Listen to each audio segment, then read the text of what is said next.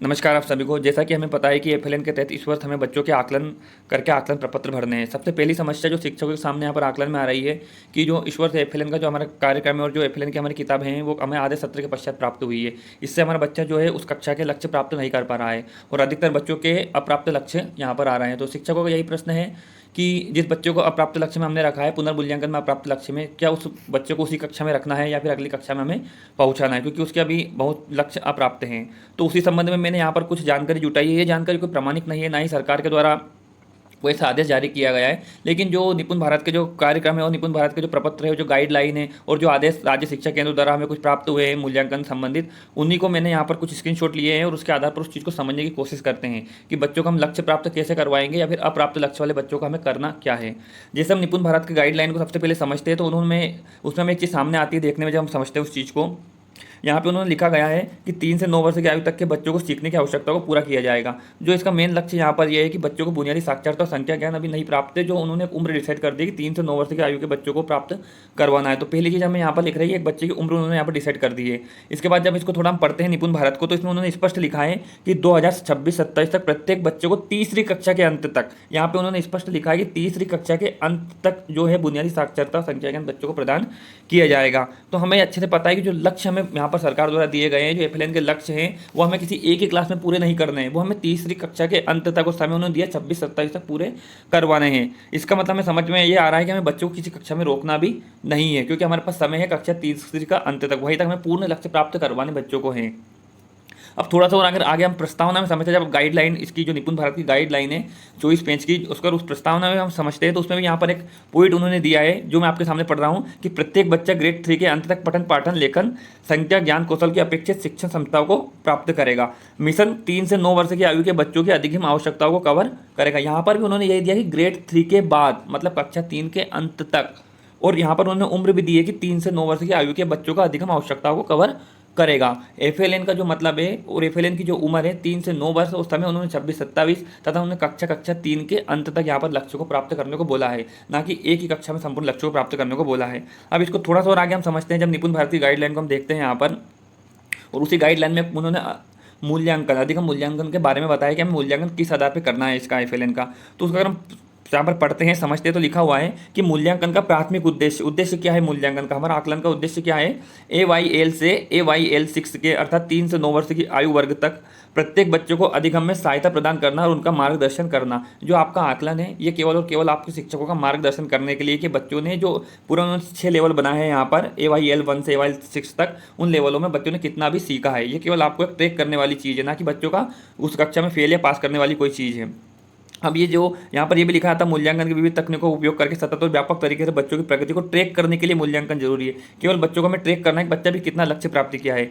इसका लक्ष्य विशेष आवश्यकताओं वाले बच्चों को सहित प्रत्येक बुनियादी स्तर अर्थात AYL 1 से AYL 2 पूरे जो 6 इन्होंने पॉइंट बनाए यहाँ पर अधिगम अंतरालों की शुरुआत की पहचान करता है, ताकि उन्हें विशेषज्ञों द्वारा पास भेजकर शीघ्र ही दिशा में कार्य शुरू करने की संभावना बनाई सके। अर्थात सरकार ने जो यहाँ पर 6 स्तर में लक्ष्यों को बांटा है, उन लक्ष्यों में हम आकलन करेंगे और उसके आधार पर बच्चों को हम ट्रैक करेंगे कि बच्चा कहाँ कहाँ किस लक्ष्य का अधूरा है और क्या समस्या उसको आ रही है, और उसके आधार पर हमें योजना बनानी है। अब ये जो AYL 1 से AYL 6 तक क्या है, इसको अगर हम देखते हैं यहाँ पर तो उनकी गाइडलाइन जो 322 पेज की बड़ी वाली, उसमें उन्होंने ये पूरे लक्ष्य दे रखे हैं, जो उन्होंने यहाँ पर प्री स्कूल से लगाकर क्लास 3 तक के लक्ष्य और हर एक उन्होंने स्तर के अलग अलग लक्ष्य यहाँ पर निर्धारित कर दिए कि इस कक्षा में बच्चों को इतने लक्ष्य यहाँ पर प्राप्त हो जाने चाहिए। यहाँ पर भी उन्होंने लिखा हुआ है कि the developmental goals have been further divided into 6 level, 6 level उन्होंने पूरे जो गोल है पूरे लक्ष्य हैं उसको निर्धारित कर दिया है करस्पॉन्डिंग ऑफ 3 ईयर, और उन्होंने टाइम भी दिया कि 3 साल में, और स्कूल के 3 ईयर यहाँ पे स्कूल का 3 ईयर ऑफ स्कूलिंग अर्थात स्कूल के 3 सालों में इन्हें प्राप्त करना है। हमें 3 साल हमारे बिल्कुल निर्धारित कर दिए हैं कि ये लक्ष्य हमें प्राप्त करने हैं और अलग अलग भागों में बांट दिया है।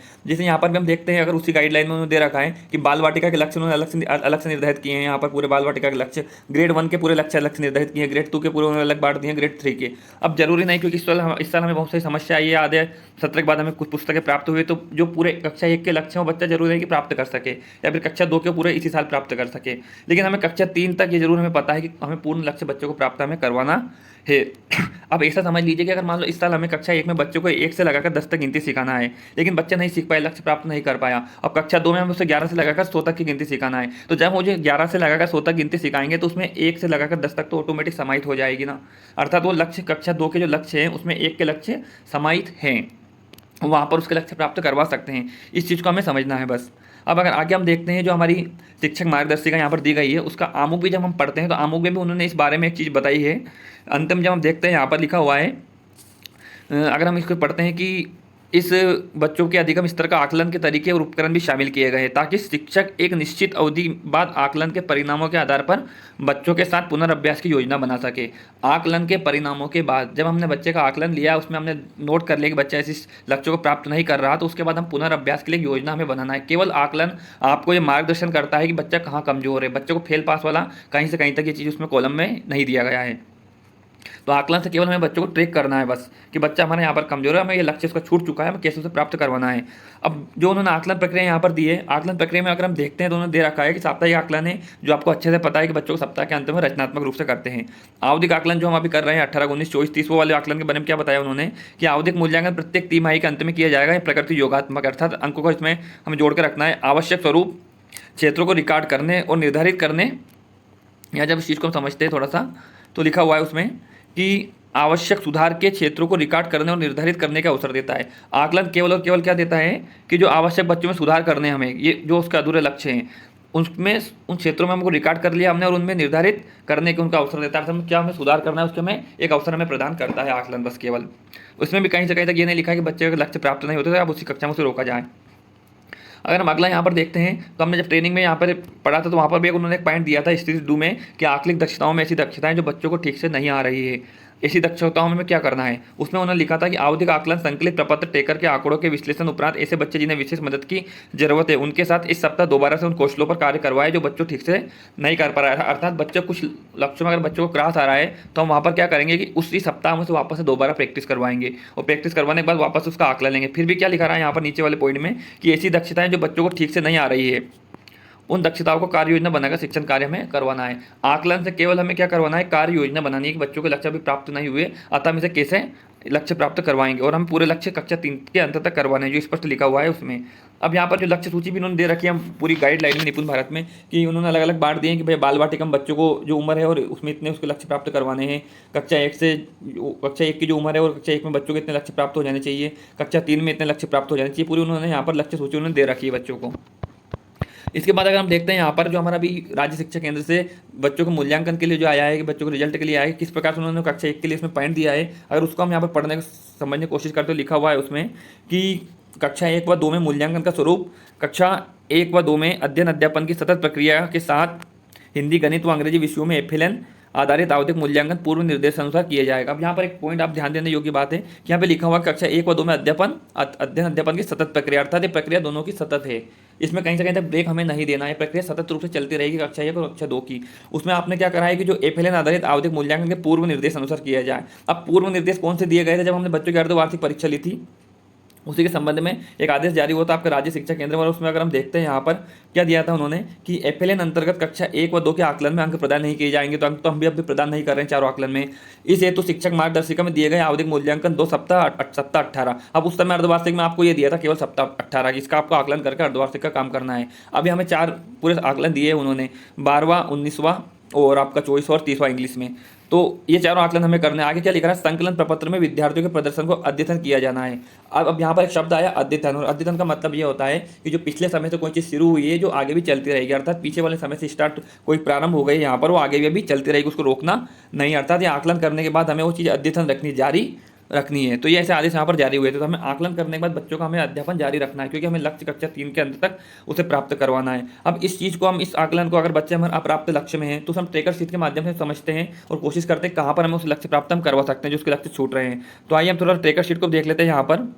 इसी संबंध में जब हम आकलन प्रपत्र को देखते हैं और दोनों कक्षाओं के आकलन प्रपत्र की हम आपस में तुलना करते हैं तो यहाँ पर एक चीज़ हमें सामने आती है। जब हम यहाँ पर कक्षा के 12वें सप्ताह की तुलना हम कक्षा 2 के 12वां सप्ताह वाले आकलन से करते हैं तो यहाँ पर हम देखते हैं कि जैसे इसका फर्स्ट पॉइंट यहाँ पर जो ज्ञान क्षेत्र दिया गया है वो फॉलोइंग डायरेक्शन है, तो वही का वही आपको यहाँ पर कक्षा 2 में भी फॉलोइंग डायरेक्शन मिलेगा।